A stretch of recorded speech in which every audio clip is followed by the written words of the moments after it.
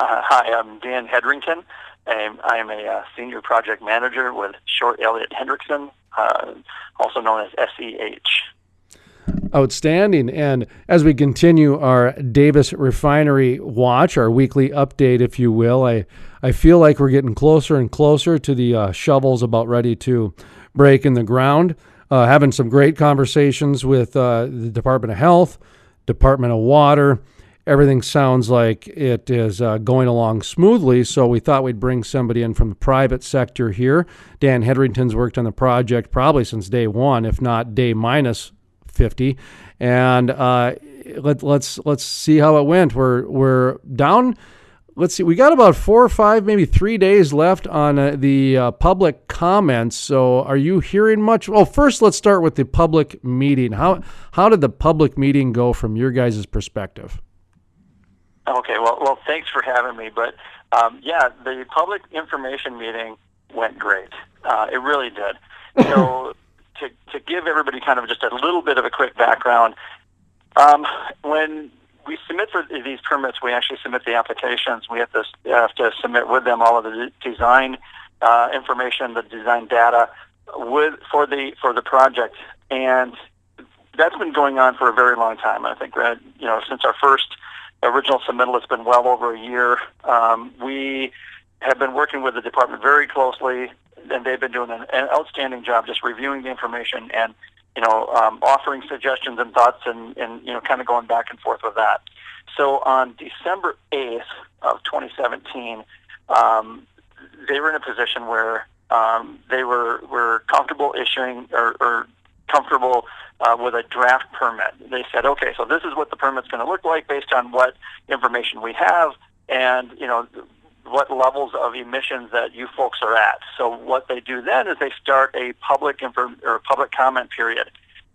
Typically that lasts 30 days. In this case, they extended it out to 45 days because it was over the holidays. They issued this on December 8th. That's when it started, and it actually ends on January 26th. So yeah, it ends in a couple of days. And that's been going very, very well. Part of that process is having a public information meeting and a public hearing, which was held on January 17th. That was held at Dickinson State.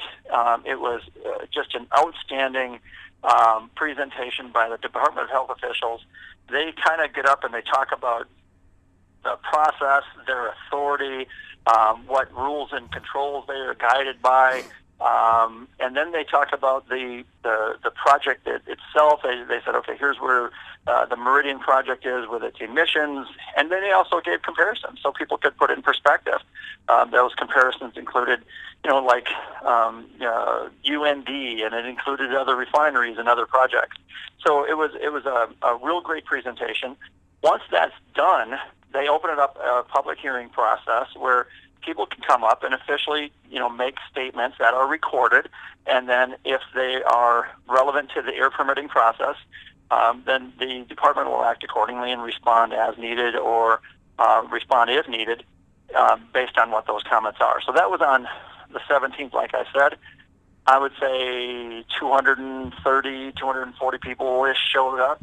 It was great. The vast majority were supporters of the project.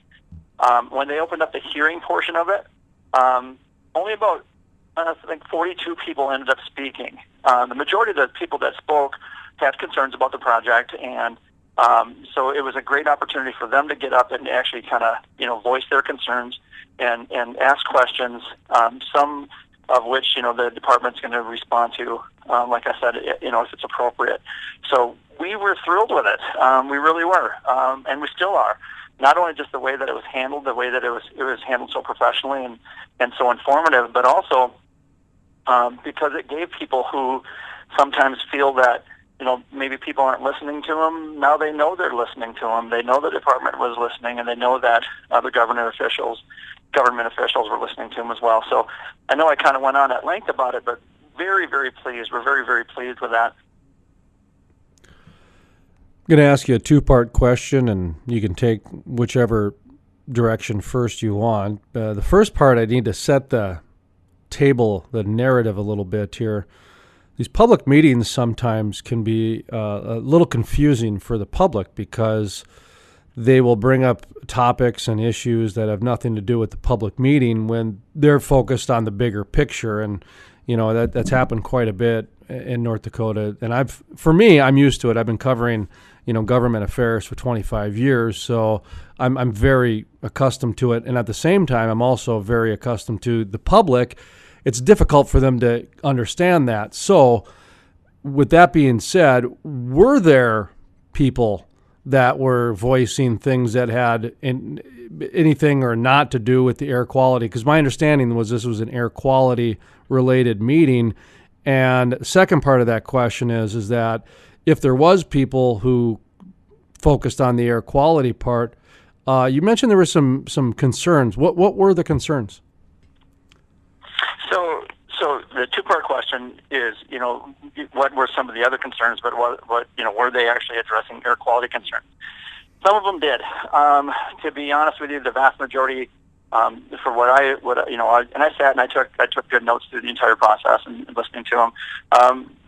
They weren't necessarily in regards to air permits, but I think these say 30 or so that were there speaking about that were just saying it's about location and trying to bring up that actually I don't want to get be derogatory in any way, but some were just criticizing the department and how they're handling it, or criticizing the way the government handles this kind of stuff. And in reality, I felt that was unfortunate because this is the business that we're in. We understand the permitting process. These processes are pretty consistent throughout the entire country, and they're pretty thorough. And people, that make general accusations like, well, nobody's looking at this from that perspective or that perspective, really isn't true.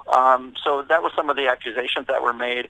And like I said, it's unfortunate because these projects are highly regulated. They're being reviewed by many agencies. I think we have over 30 permits that we have to secure for this project alone. And each of these little divisions and government entities are reviewing them thoroughly and making sure that they've scrutinized every little aspect of the project. But sometimes the public doesn't see that. So they'll say, okay, we saw this air thing because it was up front and very visible, but not realizing that the exact same thing happened for the water, but they just didn't see it or something, or the exact same thing is going on for other permits, but they're not aware of those things. So there's a lot of attention that's given to the permit of these things. So to answer your question, there were some criticisms being made, but in my opinion, they're unfounded, especially because this is such a highly regulated type of a project, and it's being reviewed thoroughly. And the state of North Dakota is doing an absolute amazing job, reviewing this project. A couple of my flies on the wall during that meeting mentioned how a lot of the complaints were in quote unquote stereotypical fossil fuel complaints that had to do with dirtiness, etc. And I'll be honest, I was a little surprised. I knew there would be some because, let's be honest, there's an actual profession of protesters. That's where, the actual full-time job. People get paid to go around the country and protest against fossil fuels. That's actual reality.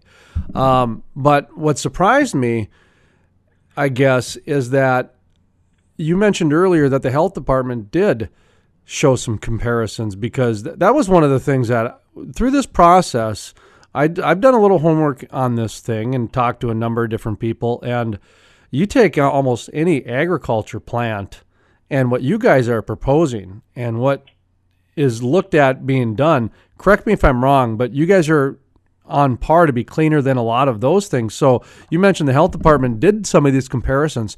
Did that have any impact on people when they showed some of the other plants in the state that were going to have a lower air emissions impact? I think it did. It really did. Once the hard information was actually up in front, it was actually displayed on a big overhead screen PowerPoint presentation, and they showed some of those comparisons. They were using, and this is all available, by the way, at the Department of Health website, what those comparisons are. They did some to, like I said, other refineries, some to universities, some to, different projects. And even then, I believe that they did a lot more than even what they showed in the comparison. This was just a good group to show in the overhead, but we are very low, and the project meets the synthetic minor source requirements. It falls well below those thresholds. So, it's interesting. Like I said, I mean, the vast majority of the people there were supporters. In my opinion, I would say that over 80% were supportive. And the reason we found that out was one time when one woman got up and made some comments in support of the project, the vast majority of the audience broke out in applause. And we were grateful that they were there. But actually, they were trying to understand what some of these people were concerned about as well. So the number, even though they did the majority of the speaking, the number of people who had concerns was much smaller by comparison to the people that were there who supportive. One of the things that really surprised me, Jason, was at the end of the meeting, I had an opportunity to just talk to people and answer questions and just kind of get a feel for the general tone of what people were thinking, what they were concerned about. One of the things I was really surprised to hear, because I heard it on multiple occasions, was that some of like a lot of the local people were concerned about private property rights. And, when does, an entity reach outside, and start imposing restrictions or requirements on private property. So I was, very pleased to see that, a lot of the supporters that were there, period, because people come out on a night that they'd rather be home with their families and stuff. But I also surprised at what some of their heart issues were, their issues that were close to their heart. I mean, obviously they all wanted to know what the emissions were going to be and stuff, but some of them were there for, their own personal reasons. Some were there for, private property rights issues. Some were there for, just to try to stop an oil and gas industry project, in general. So we had a pretty good mix. Yeah, I heard most of it was pretty well positive, and like I said, my flies in the wall, they reported back stereotypical concerns, and whether good or bad doesn't matter, and that's just I think everybody knows what those are. My next question is, Billings and Stark County are the two that are going to benefit from this. Belfield, North Dakota, or Billings County, and then I don't even think Billings County has 1,000 people living in the county. Actually, I think they're just under 1,900 and some. And then you got Stark County, which is right next to it, where Dickinson is. And Dickinson was one of the fastest growing micropolitans in the United States the last 5 years. Did they have anybody from the public officials speak? Any residents get up and speak about, you mentioned the property rights one, but I know we've talked about jobs in the past and a few other things. Anybody from, from a public standpoint or a citizen Tory standpoint from Billings or Stark get up and talk at all? Yeah, actually, they did. I mean, so like I said, a lot of the people that were there supportive, they were just, kind of listening to what, people that had concerns were trying to voice. But we did, saw a lot of people there. By the way, a lot of people, just governing officials from Dickinson, from Stark County, and from Billings County, but also Belfield. So Belfield woman spoke up, representing the community, talking about how important it was to her and her family, but also to the community as a whole. And we were just thrilled to hear that type of support and people recognizing how important it's going to be. It's not only going to be just something really good for Billings County and Stark County and Belfield and Dickinson. And Dickinson is this business hub in the area. It's easily recognizable. Belfield is extremely supportive, and they have a great downtown district, and people are going to love to live in that area. But this thing is going to be impactful for the state. It's going to be impactful for the nation as a whole. In general, I mean, there's recognition that diversity in location for refineries is a very important thing. So a quick example: when the hurricanes hit the Gulf Coast, it was something like we lost 30% of the refining capacity in the United States was down during that time frame. And that's harmful. That's a big deal. I mean, it affects gas prices. It affects a lot of different things. So because they're all,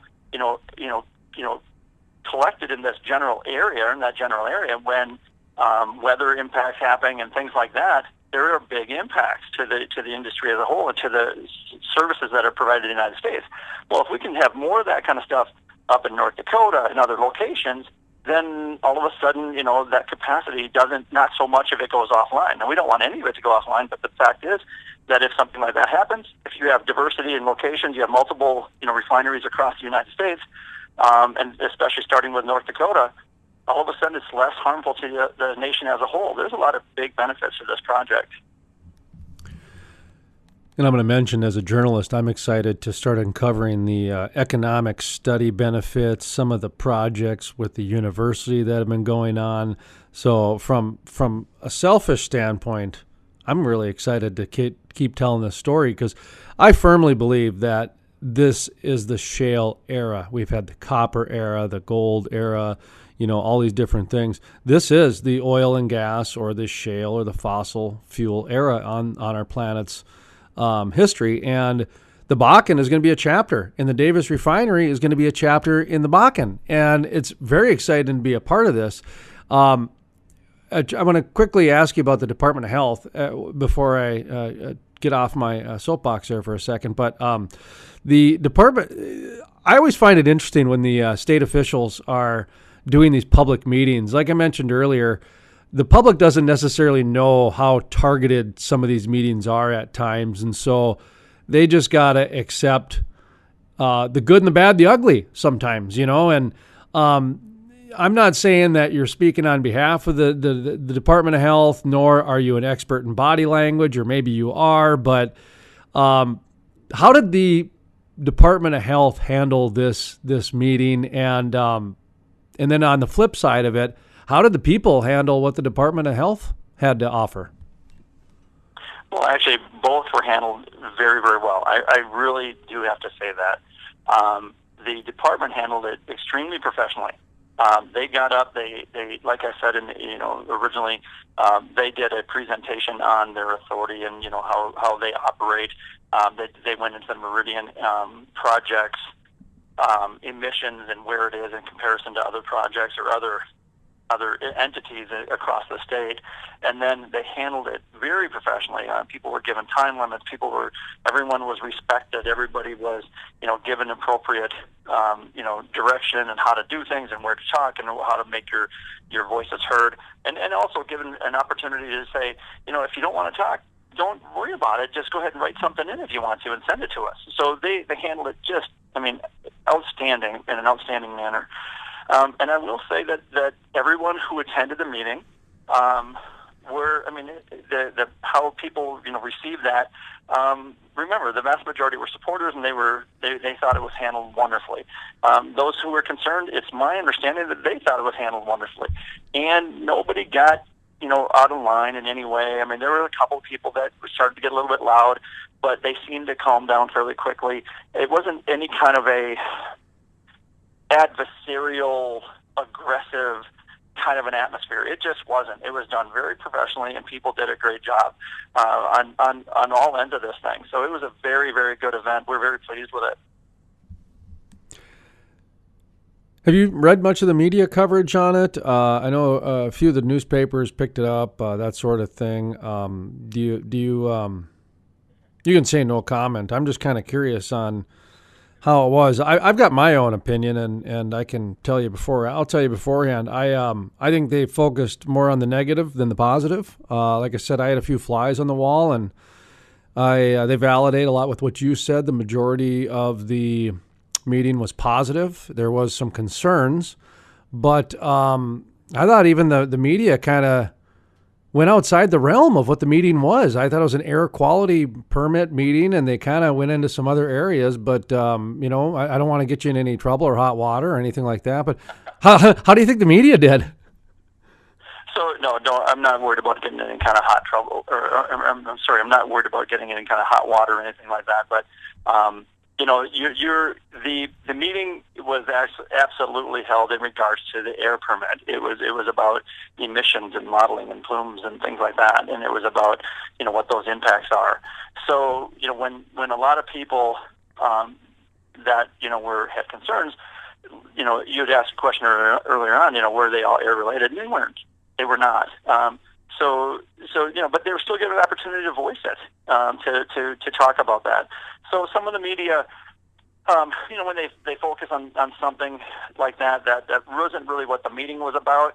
I still don't have any, major concerns on my side, that they wanted to point it out either. So I mean, I get it. I get that, they want to report sometimes, what they think was a takeaway from the meeting. But in reality, the meeting was absolutely all about air permit, and a lot of the comments that were addressed or that were referenced weren't air related. So but I guess you take it all in stride, and we're confident that the department did a great job. And if anybody were to ever go back and look at all the footage about how that meeting was handled, I think people would be very, very pleased that it was handled very professionally. Well, I think the media handled it pretty lazy because, I mean, really, when you look at it, the story is about the air quality permit, and then if they want to do a second story that there were other issues, then you do a second story. And that's like journalism 101, and we've gotten so far away from that. And I used to think it was, that there's a lack of education, but now I just think it's a lack of laziness more than anything. So that's me on my soapbox here. That's not you. That's not Dan Hedrington. That's Jason Spees about my just, I guess, demise as I watch the journalism go away. Because quite honestly, the old school would have said, okay, here's a 500 to 700 word story on what happened involving the North Dakota Department of Health, the air quality permit, and then, here's a second story which raises other questions, and these are how these questions are going to be answered. It's a stay tuned kind of thing. But now it almost seems like they're trying to lump them together, and the lines get blurred, and people are working 2-3 jobs, and they got kids in soccer and in baseball and everything else. So when the people are trying to rely on the media and I see us fail, I'm going to start calling it out going forward. So as a good citizen, as a good media person, what's next? What's next now? What is the hard news behind the Davis Refinery? Because you're one of the experts in this. So according to what you guys are looking at from the company private side, I've talked to Terry O'Clair already, so we know what's next on their side. But what's next for you guys? So, really what's next for us is, getting through the public comment period, understanding what kind of comments that the department's going to be addressing, and then we're really just anxiously anticipating the issuance of the permit. Once that permit is issued, it does a lot of different things for us, but we're hoping that we're in a situation where we can break ground this spring. We're hoping that we can take advantage of a good spring and summer so that we can get in the ground with footings, foundations, so we can put our equipment in and be working indoors next winter, finishing off buildings and finishing off offices and control rooms and things like that, because our goal is to be operational in 2019. So what's next for us is just hopefully breaking ground sooner than later. So